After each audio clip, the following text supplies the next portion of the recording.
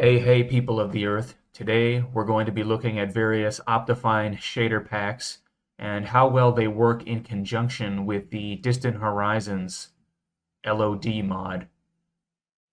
And spoiler alert, the answer is most of them do not work well. Alright, so let's get right into it. I'm going to test some of the more popular shaders as well as some that are not so popular, just for a lark. And in the end, we will see which ones look the best and which ones you should definitely not be using. Okay, let's get started here. We'll go in alphabetical order.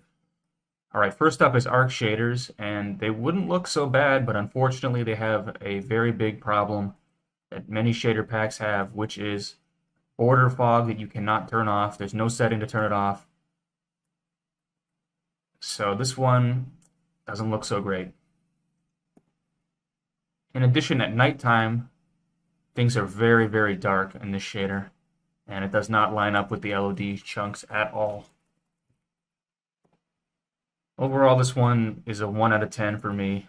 Next up is Beyond Belief Legacy version 1.2.2. These shaders also have problems. Take a fucking look. This shader pack, it looks just horrible with Distant Horizons. There's weird white lines everywhere. The chunks flicker black, and it does not look right. At nighttime, the middle distance lights up kind of golden. It looks fucking weird. This shader pack does not work at all with Distant Horizons. I would steer clear of this one. It looks like dog shit.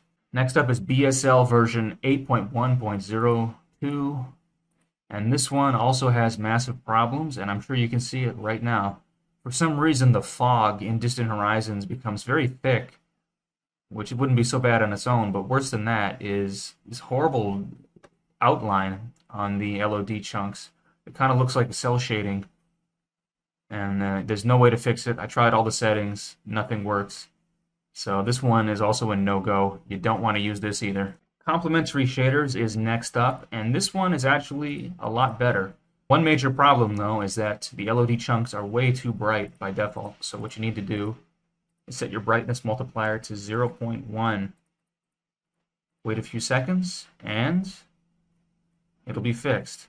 Also, the LOD fog is a little bit too thick. You can turn it down or turn it off, depending on what suits your preferences. In complementary settings, you need to disable atmospheric fog and border fog. And I would also recommend setting watercolor to 100% vanilla watercolor influence and 99% opacity. That way the water will blend in with the LOD chunks a lot better, as you can see. Overall, this pack works quite well with Distant Horizons.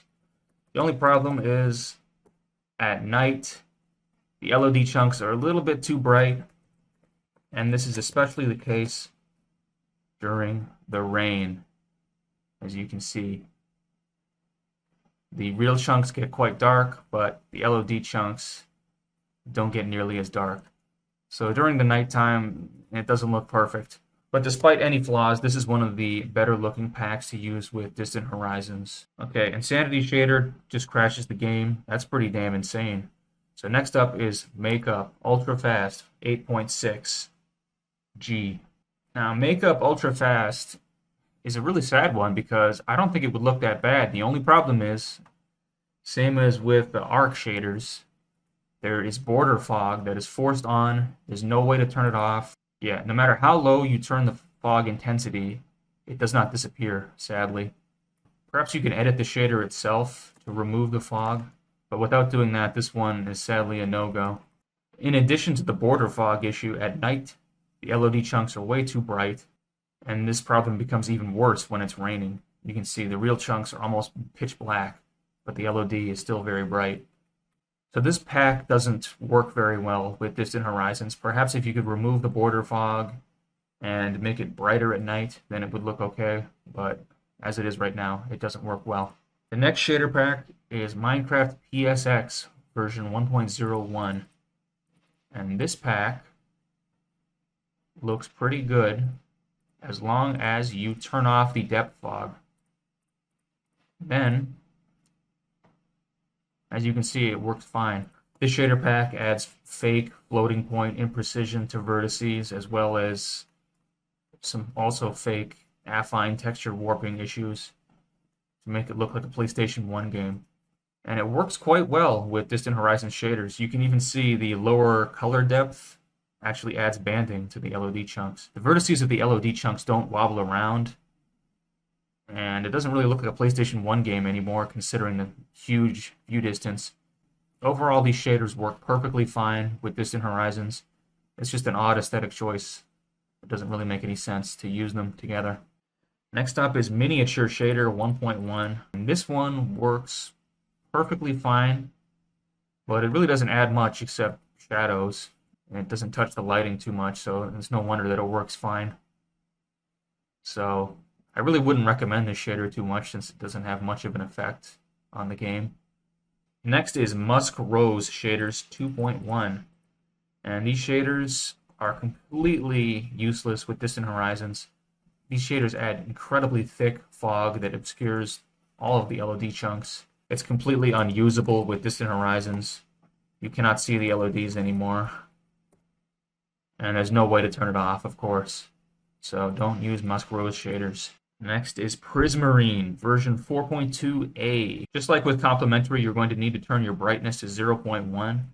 And then these shaders really don't look so bad. Prismarine seems to have the same sort of problem as Complementary, where the chunks are a little bit too bright at night. But I honestly think it doesn't even look as bad as Complementary, so this is a pretty good choice. You'll need to turn off Distant Fade in Atmospherics. Overall, Prismarine shaders is not a bad choice, and I really like how the wet ground looks, even though it doesn't make sense for the ground to be wet. We're in a savanna biome. Next up is Soos Path Tracing Global Illumination HRR 3 and 2.1. I'm very sorry to say it, but these do not work unless you consider this to be working. The LODs just seem to fill up the sky for whatever reason. So, yeah, sadly these ray tracing shaders don't work with Distant Horizons at all. Next up is Soos Renewed version 1.01. And unfortunately, this doesn't work either. Yeah, the LOD chunks are gray and black. So unless you like gray and black chunks, I would steer clear of this one. It's totally fucked up. It doesn't work. Next up is Silder's Enhanced Default version 1.131. Fancy. For these shaders, you will obviously need fog turned off. And once you've done that, it actually looks pretty damn good. And that makes sense since it's basically using mostly the vanilla lighting engine. I've had smooth lighting off this entire time. Whoops. Even at night, the lighting matches up perfectly. Same thing with the rain. These shaders are absolutely perfect to use with Distant Horizons. This is the shader pack that I would absolutely recommend you use. Next up is Silder's Vibrant Shaders version 1.40 Extreme. What do these look like? Oh my god. Even with the fog turned off, it seems like there's still fog, and yeah, everything turns transparent. Yeah, this is not a great experience. I would not recommend this one. There's something wrong with it. I'm not exactly sure what's going on here, but I know that it doesn't work. So let's move on to the next shader pack. Soft Voxels Light version 1.0 is next. And this one has the same problem as Soos PTGI.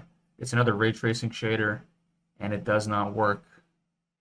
Yeah, not only are the LOD chunks all in the sky, it seems like the actual, the colors are all messed up, even on the real chunks. It's fucking weird.